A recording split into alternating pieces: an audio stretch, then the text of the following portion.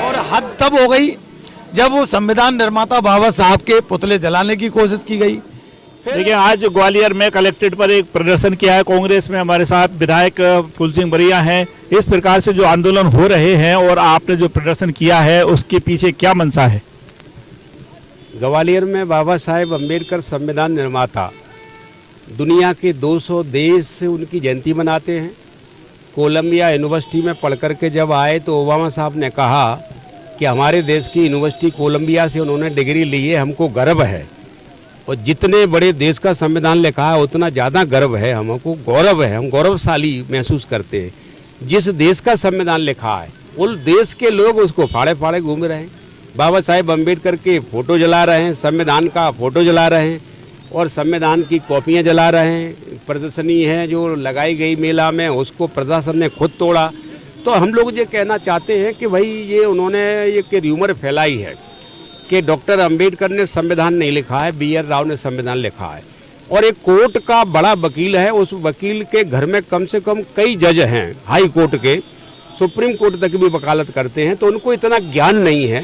सवाल ये खड़ा हो रहा है कि उसमें विरोध करने वाले कितने लोग हैं और कौन लोग हैं और कहाँ देश भर में है कि खाली ग्वालियर में? नहीं, देखिए, ग्वालियर का महत्व तो इसलिए बढ़ जाता है विरोध करने के मामले में। RSS के 3 सेंटर हैं, एक नागपुर है, दूसरा पुणे है और तीसरा ग्वालियर है। तो ग्वालियर से विरोध होना जरूरी है। जो सरकार विरोध करा रही है, भारतीय जनता पार्टी RSS मिलकर के विरोध कर रहे हैं। क्यों करा रहे हैं? क्योंकि बाबा साहेब अम्बेडकर की अगर ज्ञान पैदा हो गया, अभी तो लोगों को ज्ञान नहीं है, अभी तो पिछड़े वर्ग के लोगों को मालूम नहीं है कि बाबा साहब ने हमारे लिए कितना बड़ा काम अधिकार दिया, कितनी बड़ी लड़ाई लड़ी है। जिस दिन बाबा साहेब अम्बेडकर का ज्ञान इन लोगों को हो जाएगा, यहाँ BJP हवा में उड़ती नजर आएगी। यहाँ कोई नहीं, तो डर गए हैं बाबा साहेब अम्बेडकर से, इसलिए चाहते हैं वो अभी धूमिल कर दिया जाए। तो इसलिए RSS का सेंटर होकर के यहाँ सरकार के नेतृत्व में हो रहा है। भैया, विधायक डबरा के हैं हमारे साथ में, कांग्रेस राज्य कलेक्ट्रेट में आए हैं और आज जो मुद्दे हैं आपके दो प्रकार, एक घंटी बजा रहे हो और दूसरा संविधान के अम्बेडकर की, डॉक्टर अम्बेडकर की मूर्ति लेके जा रहे हो। आखिर मूर्ति को लेकर यहाँ क्यों आए, प्रतिमा को लेकर? देखिए, ये मसला कोई नया नहीं है।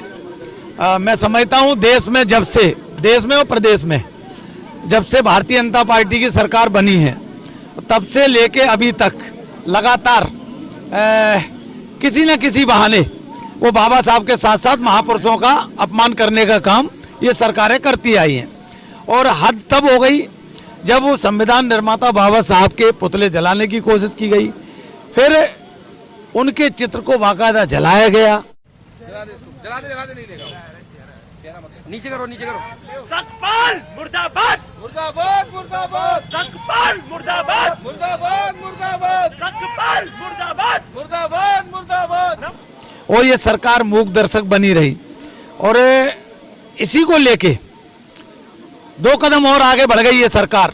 जब मेले में एक प्रदर्शनी लगी, उस प्रदर्शनी में सभी महापुरुषों के छाया चित्र थे, चाहे बाबा साहब हों, चाहे गांधी जी हों, चाहे भगत सिंह जी हों, चाहे रानी लक्ष्मीबाई हों, चाहे हमारी माँ सावित्रीबाई फुले हों, ज्योतिबा फुले हों, साहू जी महाराज हों, मतलब देश का कोई भी महापुरुष जिनका आज़ादी से लेके और सामाजिक संरचना में कोई योगदान न रहा हो, वो सभी के चित्र थे। उस चित्र को सुनियोजित तरीके से मेला प्रशासन ने वो तोड़ फोड़ की, सारे चित्र वहाँ फाड़े गए। ये अपराध भी इस अपराध से कम नहीं है।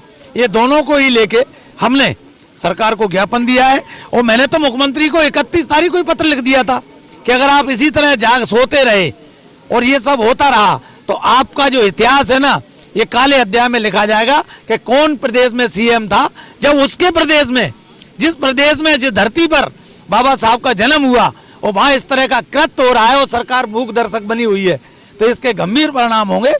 और इसी कारण सरकार ऐसा कर रही है।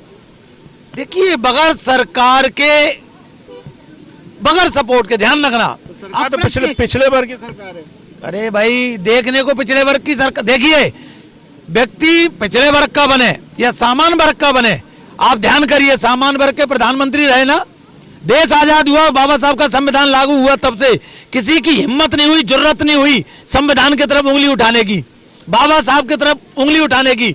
लेकिन पिछड़े वर्ग का प्रधानमंत्री बनने से क्या होगा, पिछड़े वर्ग का मुख्यमंत्री बनने से क्या होगा, कोई किसी वर्ग का हो, हमें इससे मतलब नहीं है। जो संविधान का सम्मान करे, जो लोकतंत्र का सम्मान करे, जो संविधान में भरोसा रखे, वो सर्वश्रेष्ठ है।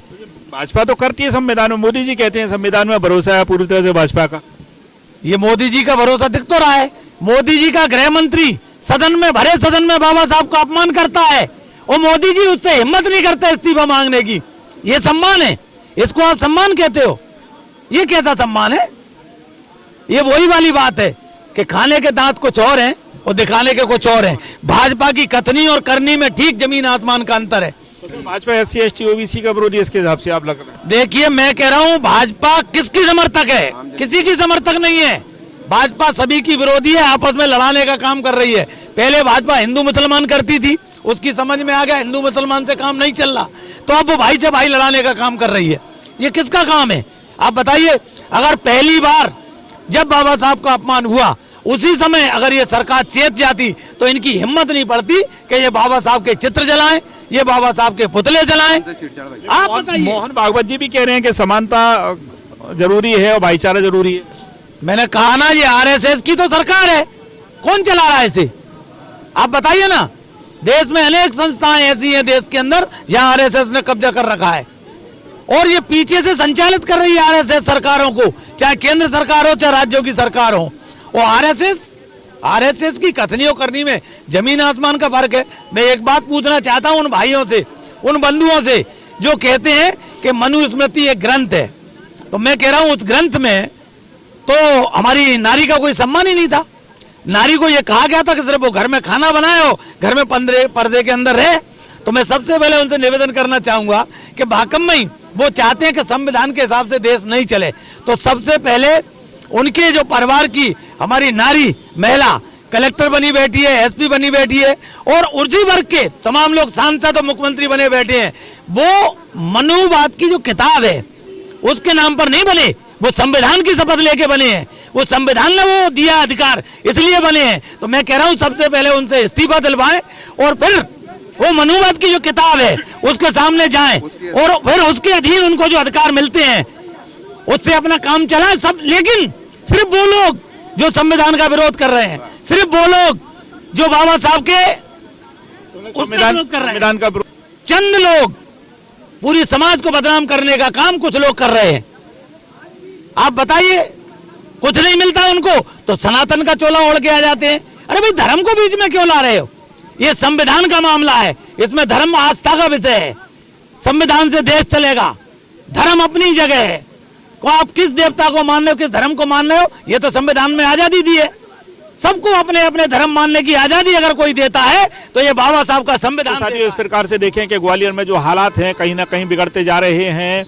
जो एडवोकेट अनिल मिश्रा हैं, ग्वालियर हाईकोर्ट बार एसोसिएशन के पूर्व अध्यक्ष हैं, उन्होंने रक्षक मोर्चा बना लिया है। उनके साथ अमित दुबे, मोहित व्यास जैसे और भी अन्य साथी जुड़ गए हैं और वे लगातार अम्बेडकर की खिलाफत करते चले आ रहे हैं। अम्बेडकर मुर्दाबाद के नारे लगाते चले आ रहे हैं, अम्बेडकर का पुतला दहन करते चले आ रहे हैं, पोस्टर भी जला दिया और अम्बेडकर को उन्होंने संविधान निर्माता नहीं माना। तो दूसरा पक्ष पूरा देश भर में जो आंदोलन कर रहा है वो कह रहा है कि ये इस प्रकार से बाबा साहब का ही नहीं केवल संविधान का लगातार ये अपमान कर रहे हैं, ऐसे लोगों पर कार्रवाई की जाना चाहिए। आखिर ग्वालियर पुलिस ने 7 लोगों पर FIR की, 4 लोग गिरफ्तार कर लिए, जिसमें अनिल मिश्रा भी थे। अभी उन्हें फिलहाल जमानत नहीं मिली है। आज रविवार को भी विशेष सुनवाई थी, लेकिन रविवार को भी ग्वालियर हाईकोर्ट के डबल बेंच ने उनकी जमानत नहीं ली है। अब सोमवार को सुनवाई होगी। कहीं ना कहीं पूरे घटनाक्रम में देखें तो सरकार को जरूर दखल करना चाहिए, दखल देना चाहिए, न था पूरे अमन शांति चैन को एक खतरा होता है और सरकार मौन है। इसका मतलब जैसे कांग्रेसी और बाकी लोग आरोप लगा रहे हैं कि इसमें सीधे RSS और भाजपा के लोग शामिल हैं जो इस प्रकार से माहौल को बिगाड़ना चाहते हैं। खैर, बिल्लू वर्ष न्यूज हरिश्चंद्र कुशवाहा के साथ लगातार देखते रहिए और हम इस प्रकार से कोशिश करेंगे और आपको आग्रह करेंगे कि इस प्रकार से माहौल ना बिगड़ने पाए, क्योंकि कोई भी दल, ये राजनीतिक दल आजकल किस दिशा में जा रहे हैं आप अच्छी तरह से जानते हैं। लेकिन सामाजिक संगठनों को और शहरवासियों की एक जिम्मेदारी बनती है कि हम अमन चैन शांति से रहें, किसी के बहकावे में ना आए।